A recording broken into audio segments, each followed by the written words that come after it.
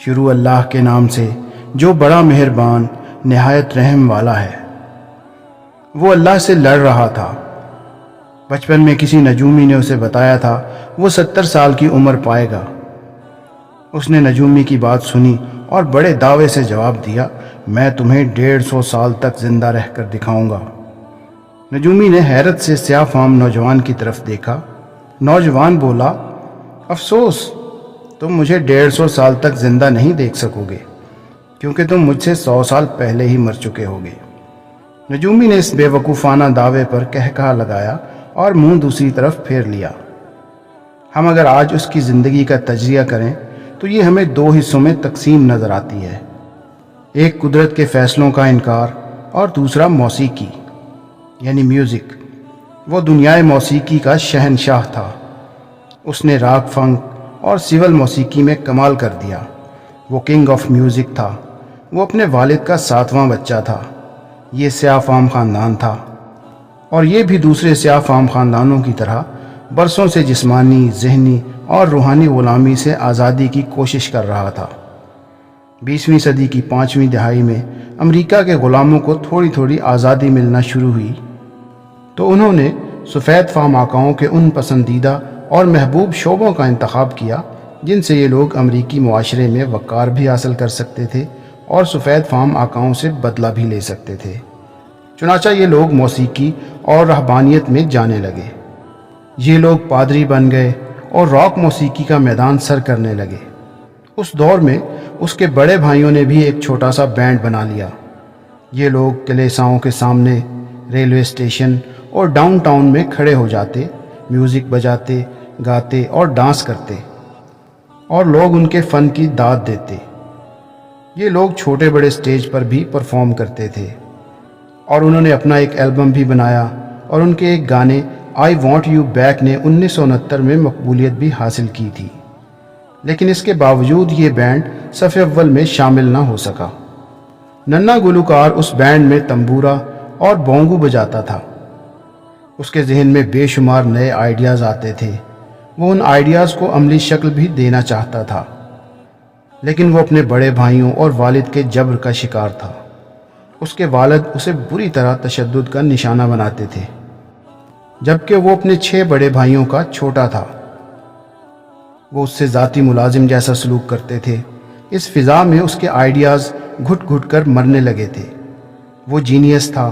وہ تخلیق کے جوہر سے شہرک تک بھرا ہوا تھا، اور یہ حقیقت ہے کہ ایسے لوگ زیادہ دنوں تک دوسروں کے ماتحت نہیں رہ سکتے۔ چنانچہ اس نے بھی ایک دن بھائیوں کی غلامی کا طوق اپنے گلے سے اتار دیا۔ وہ جیکسن 5 سے الگ ہو گیا اور اس نے امریکہ کے مشہور موسیقار کوئنسی جونز کے ساتھ مل کر اپنا پہلا سولو البم آف دی وال لانچ کر دیا۔ یہ البم 1978 میں ریلیز ہوا تو اس کی 1 کروڑ کاپیاں فوراً فروخت ہو گئیں۔ اس البم کے 3 گانے don't stop, till you get enough اور راک ود یو چند ماہ میں امریکی اور یورپین باشندوں کے ہونٹوں کا حصہ بن گئے اور مائیکل جیکسن موسیقی کا دیوتا بن کر پوری دنیا میں مشہور ہو گیا۔ یہ اس کی زندگی کی پہلی کامیابی تھی اور یہ کامیابی اس کے لیے پرانی شراب ثابت ہوئی اور وہ شہرت، غرور اور تکبر کا شکار ہو گیا۔ اور یہی وہ دور تھا جب اس نے نیو یارک کے ایک نجومی کو 150 سال تک زندہ رہنے کا چیلنج دے دیا تھا۔ مائیکل جیکسن کو 4 چیزوں سے نفرت تھی۔ اسے اپنے سیاہ رنگ سے نفرت تھی۔ وہ گوروں کی طرح دکھائی دینا چاہتا تھا۔ اسے گمنامی سے نفرت تھی۔ وہ دنیا کا مشہور ترین شخص بننا چاہتا تھا۔ اسے اپنے ماضی سے نفرت تھی اور وہ اپنے ماضی کو اپنے آپ سے کھرچ کر الگ کر دینا چاہتا تھا، اور اسے عام لوگوں کی طرح 60، 70 یا 80 برس مر جانے سے بھی نفرت تھی۔ وہ 150 سال تک زندہ رہنا چاہتا تھا۔ وہ ایک ایسا گلوکار بننا چاہتا تھا جو 150 سال کی عمر میں لاکھوں لوگوں کے سامنے ڈانس کرے اور اپنی زندگی کا آخری گانا گائے، 25 سال کی گرل فرینڈ کے ماتھے پر بوسہ دے اور لاکھوں کروڑوں مداحین کی موجودگی میں دنیا سے رخصت ہو جائے۔ مائیکل جیکسن کی آنے والی زندگی ان 4 نفرتوں اور ان 4 خواہشوں کی تکمیل میں بسر ہوئی۔ اس نے 1982 میں اپنا دوسرا البم تھرلر لانچ کیا۔ یہ دنیا میں سب سے زیادہ بکنے والا البم تھا۔ 1 ماہ میں اس کی 6.5 کروڑ کاپیاں فروخت ہوئی تھیں اور یہ grains book of world record کا حصہ بن گیا تھا۔ تھرلر کے 9 میں سے 7 گانوں نے میوزک چارٹ میں بھی جگہ بنا لی تھی۔ مائیکل جیکسن اب دنیا کا مشہور گلوکار تھا۔ اس نے گمنامی کو شکست دے دی تھی۔ اس نے اس خواہش کی تکمیل کے بعد اپنی سیاہ جلد کو شکست دینے کا فیصلہ کیا۔ اس نے پلاسٹک سرجری اور سکن بلیچنگ شروع کرا دی۔ وہ پلاسٹک سرجری کے درجنوں مراحل سے گزرا، لیکن اس نے صرف 2 کا اعتراف کیا۔ اس نے پانی کی طرح پیسہ بہایا۔ اس نے امریکہ اور یورپ کے 55 چوٹی کے پلاسٹک سرجنز کی خدمات حاصل کیں، یہاں تک کہ 1987 تک مائیکل جیکسن کی ساری شکل و صورت، جلد، نقوش اور حرکات و سکنات بدل گئیں۔ سیاہ فام مائیکل جیکسن کی جگہ گورا چٹا اور نسوانی نقوش کا مالک ایک خوبصورت مائیکل جیکسن دنیا کے سامنے آ گیا۔ اس نے 1987 میں بیڈ کے نام سے اپنی تیسری البم جاری کی۔ یہ گورے مائیکل جیکسن کی پہلی البم تھی۔ یہ البم بھی کامیاب ہوئی اور اس کی 3 کروڑ کاپیاں فروخت ہوئیں۔ اس البم کے بعد اس نے اپنا پہلا سولو ٹور شروع کیا۔ وہ ملکوں شہر شہر گیا، موسیقی کے شو کیے اور ان شوز سے کروڑوں ڈالر کمائے۔ یوں اس نے اپنی سیاہ رنگت کو بھی شکست دے دی۔ اس کے بعد ماضی کی باری آئی۔ ان تمام اقدامات کے دوران جہاں وہ اکیلا ہوتا چلا گیا، وہاں وہ مصنوعی زندگی کے گرداب میں بھی پھنس گیا۔ اس نے خود کو مزید مشہور کرنے کے لیے ایلوس پریسلے کی بیٹی لیزا میری پریسلے سے شادی بھی کر لی۔ اس نے یورپ میں اپنے بڑے بڑے مجسمے بھی لگوا دیے اور اس نے مصنوعی طریقہ تولید کے ذریعے ایک نرس ڈیبی رو سے اپنا پہلا بیٹا پرنس مائیکل بھی پیدا کرا لیا۔ ڈیبی رو کے بطن سے اس کی بیٹی پیرس مائیکل بھی پیدا ہوئی۔ اس کی یہ کوشش بھی کامیاب ہو گئی۔ اس نے بڑی حد تک اپنے ماضی سے بھی جان چھڑا لی، لہٰذا اب اس کی آخری نفرت یا خواہش کی باری تھی۔ وہ 150 سال تک زندہ رہنا چاہتا تھا۔ مائیکل جیکسن طویل عمر پانے کے لیے دلچسپ حرکتیں کرتا تھا۔ مثلا وہ رات کو آکسیجن ٹینٹ میں سوتا تھا۔ وہ جراثیم، وائرس اور بیماریوں کے اثرات سے بچنے کے لیے دستانے پہن کر لوگوں سے ہاتھ ملاتا تھا۔ وہ لوگوں میں جانے سے پہلے منہ پر ماسک چڑھا لیتا تھا، مخصوص خوراک کھاتا تھا اور اس نے مستقل طور پر 12 ڈاکٹر ملازم رکھے ہوئے تھے۔ یہ ڈاکٹرز روزانہ اس کے جسم کے ایک ایک حصے کا معائنہ کرتے تھے۔ اس کی خوراک کا روزانہ لیبارٹری ٹیسٹ بھی ہوتا تھا اور اس کا سٹاف اسے روزانہ ورزش بھی کراتا تھا۔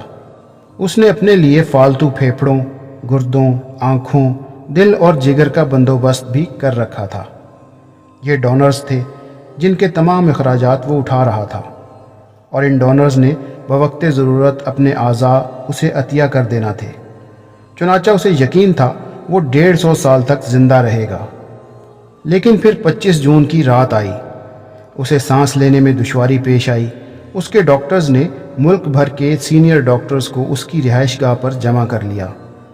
یہ ڈاکٹرز اسے موت سے بچانے کے لیے کوشش کرتے رہے، لیکن ناکام ہوئے، تو یہ اسے ہسپتال لے گئے۔ اور وہ شخص جس نے 150 سال کی منصوبہ بندی کر رکھی تھی، جو ننگے پاؤں زمین پر نہیں چلتا تھا، جو کسی سے ہاتھ ملانے سے پہلے دستانے چڑھا لیتا تھا، جس کے گھر میں روزانہ جراثیم کش ادویات چھڑکی جاتی تھیں، اور جس نے 25 برس تک کوئی ایسی چیز نہیں کھائی تھی جس سے ڈاکٹروں نے اسے منع کیا تھا، وہ شخص 50 سال کی عمر میں صرف 30 منٹ میں انتقال کر گیا۔ اس کی روح چٹکی کے دورانیے میں جسم سے پرواز کر گئی۔ مائیکل جیکسن کے انتقال کی خبر گوگل پر 10 منٹ میں 8 لاکھ لوگوں نے پڑھی۔ یہ گوگل کی تاریخ کا ریکارڈ تھا، اور اس ہیوی ٹریفک کی وجہ سے گوگل کا سسٹم بیٹھ گیا اور کمپنی کو 25 منٹ تک اپنے صارفین سے معذرت کرنا پڑی۔ مائیکل جیکسن کا پوسٹ مارٹم ہوا تو پتہ چلا کہ احتیاط کی وجہ سے اس کا جسم ڈھانچہ بن چکا تھا۔ وہ سر سے گنجا تھا، اس کی پسلیاں ٹوٹی ہوئی تھیں، اس کے کولہے، کندھے، پسلیوں اور ٹانگوں پر سوئیوں کے بے تحاشا نشان تھے۔ وہ پلاسٹک سرجری کی وجہ سے پین کلرز کا محتاج ہو چکا تھا، چنانچہ وہ روزانہ درجنوں انجیکشن لگواتا تھا، لیکن یہ انجیکشنز، یہ احتیاط اور یہ ڈاکٹرز بھی اسے موت سے نہیں بچا سکے، اور وہ ایک دن چپ چاپ اس جہان سے شفٹ ہو گیا جس میں ہر زندہ شخص نے پہنچنا ہے، اور یوں اس کی آخری خواہش پوری نہ ہو سکی۔ مائیکل جیکسن کی موت ایک اعلان ہے۔ انسان پوری دنیا کو فتح کر سکتا ہے لیکن وہ اپنے مقدر کو شکست نہیں دے سکتا۔ لیکن حیرت ہے، ہم مائیکل جیکسن کے انجام کے بعد بھی خود کو فولاد کا انسان سمجھ رہے ہیں۔ ہمارا خیال ہے کہ ہم موت کو دھوکہ دے دیں گے، ہم 150 سال تک ضرور زندہ رہیں گے۔ تو دوستو، یہ تھی ہماری آج کی ویڈیو۔ امید ہے کہ آپ کو بہت پسند آئے گی۔ اس طرح کی مزید اچھی ویڈیوز دیکھنے کے لیے ہمارے چینل کو سبسکرائب کریں اور ہماری ویڈیوز کو اپنے دوستوں اور اپنے پیاروں کے ساتھ شیئر کرنا ہرگز نہیں بھولیے گا۔